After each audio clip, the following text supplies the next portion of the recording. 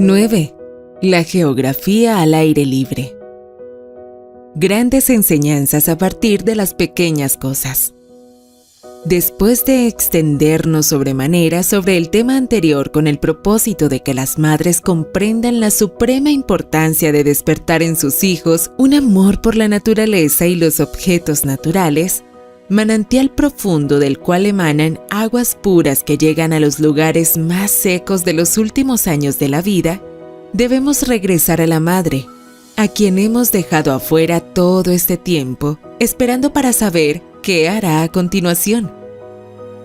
No vamos a ignorar a nuestra tierra encantadora en la educación al aire libre de los niños, como fue el siguiente caso. ¿Cómo tienes tiempo para hacer tanto? O, dejo de lado temas sin valor educativo. No enseño geografía, por ejemplo, dijo un avanzado joven teórico que poseía todo tipo de diplomas. La geografía pictórica. Pero la madre, que sabe más, encontrará cientos de oportunidades para enseñar geografía. Un estanque de patos equivale a un lago o un mar interior. Cualquier arroyo servirá para ilustrar los grandes ríos del mundo. Un montículo se convierte en una montaña o un sistema alpino. Un grupo de avellanos da una idea de los grandes bosques del Amazonas. Un pantano cubierto de juncos, los arrozales de China. Una pradera, las praderas sin fin del oeste. Las lindas flores púrpura de la malva común se convierten en un lenguaje en el cual se describen los campos de algodón de los estados del sur. De hecho, todo el campo de la geografía pictórica, los mapas pueden esperar, puede estudiarse de esta manera. La posición del sol. Y no solo esto, a los niños se les debe enseñar a observar la posición del sol en el cielo desde una hora a la otra, y gracias a su posición, decir la hora del día. Por supuesto, querrán saber por qué el sol nunca deja de viajar, y así se cuenta una historia maravillosa, que es bueno que aprendan en el tiempo de fe, de los tamaños relativos del sol y la tierra, y de la naturaleza y los movimientos de la última. Nubes, lluvia, nieve y granizo. Las nubes y la lluvia, la nieve y el granizo, el viento y el vapor que ejecuta su palabra, son todos misterios cotidianos que la madre deberá explicar con precisión, aunque sea de manera simple. Hay ciertas ideas que los niños debieran obtener dentro de un radio a pie de su propia casa para contar con una comprensión real de los mapas y de los términos geográficos. Por ejemplo, la distancia es uno de dichos términos, y la primera idea que debe abordarse sobre ella será por medio de algo que los niños consideran un deleitable procedimiento, y que consiste en que un niño camine a su ritmo habitual, que alguien mida y le diga la longitud de su paso, y que él mida los pasos de sus hermanos y hermanas. Así, con una determinada caminata, una determinada distancia, por aquí y por allá, se miden solemnemente los pasos y una pequeña suma sigue. Tantas pulgadas o tantos centímetros abarcados con cada paso es igual a tantos metros en total.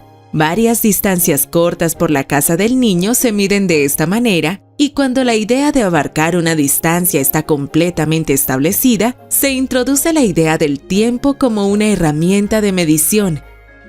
Se anota el tiempo necesario que se demoró en caminar 100 yardas. Después de descubrir que se necesitan 2 minutos para caminar 100 yardas, los niños podrán dar el siguiente paso, que si han caminado durante 30 minutos, la caminata debería medir 1500 yardas, que en 35 minutos deberían haber caminado 1 milla, o 1650 yardas, y luego podrían agregar las 10 yardas más para completar 1 milla. Cuanto más largas sean las piernas, más largo será el paso, y la mayoría de los adultos pueden caminar 1 milla en 20 minutos. La dirección. Cuando se hayan familiarizado un poco con la idea de la distancia, se debería presentar la de dirección. El primer paso consiste en que los niños se conviertan en observadores del progreso del Sol, ya que el niño que observa el Sol durante un año y anota por sí mismo, o que dicta el tiempo y el punto en que éste sale y se pone durante la mayor parte del año, contará con el fundamento de mucho conocimiento concreto. Dicha observación debería incluir el reflejo de la luz del Sol, la luz del atardecer reflejada por las ventanas al lado este, la luz de la mañana por las ventanas del lado oeste, la variada longitud e intensidad de las sombras y la causa de estas, lo cual se aprende situando una figura localizada entre una cortina y una vela y observando la sombra proyectada. El niño también debiera asociar las horas calurosas del día con el sol en lo alto y las horas frescas de la mañana y la tarde con el sol bajo. Y se le debiera recordar que si se pone justo frente al fuego, siente más calor que si se pusiera en un rincón de la habitación. Cuando se le ha preparado con una pequeña observación del curso del sol, estará listo para adquirir la idea de la dirección, la cual depende completamente del sol. Este y oeste. Por supuesto, las dos primeras ideas son que el sol sale por el este y se pone por el oeste.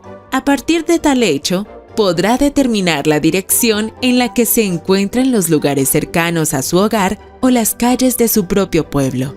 Dígale que se ponga de pie de manera que su lado derecho esté hacia el este, donde sale el sol, y su izquierda hacia el oeste, donde se pone el sol.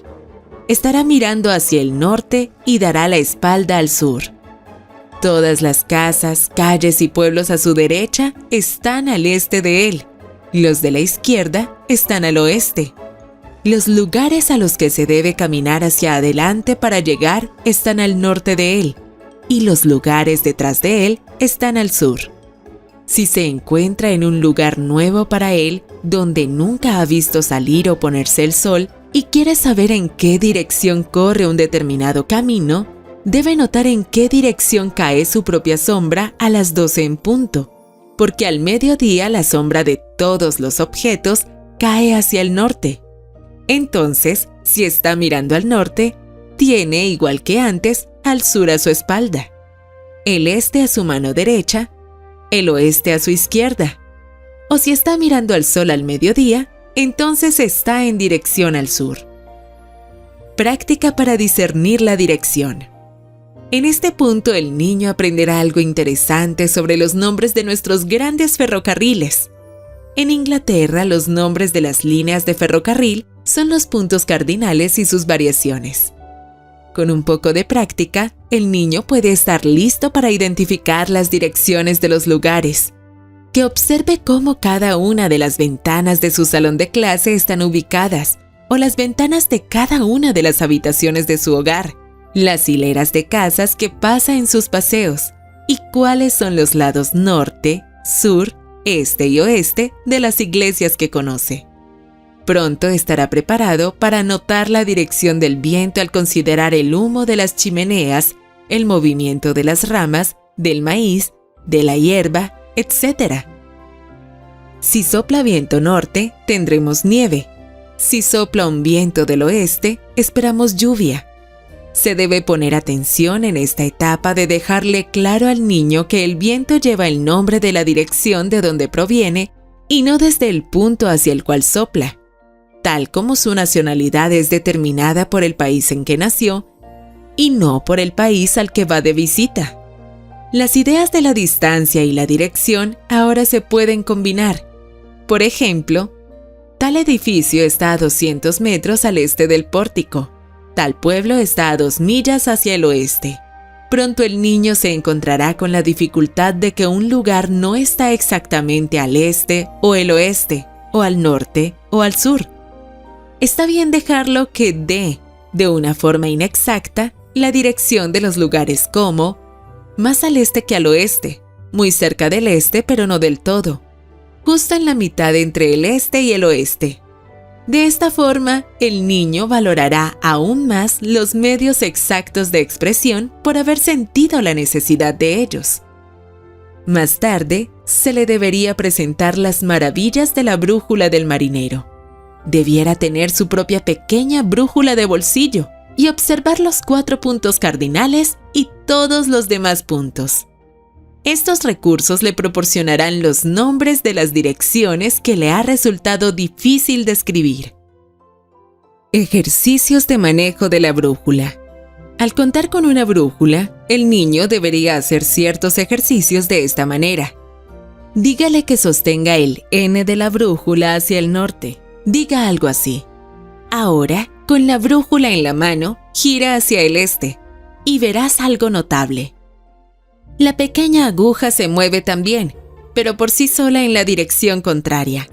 Gira hacia el oeste y nuevamente la aguja se mueve en la dirección opuesta a la que te mueves.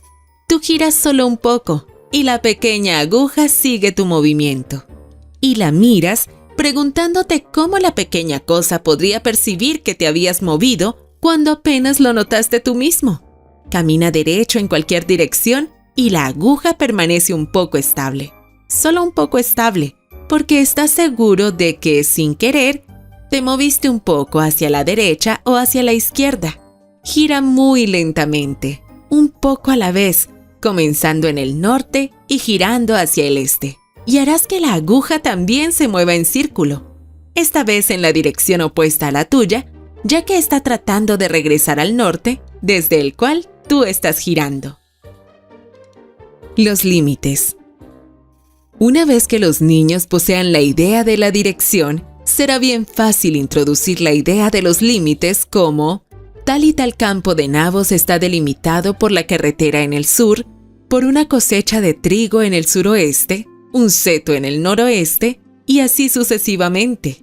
De esta manera, los niños obtienen gradualmente la idea de que los límites de un espacio dado equivalen simplemente a aquello que lo toca en cada lado. Es por esto que un cultivo puede tocar a otro sin ninguna línea divisoria. Por tanto, un cultivo limita al otro.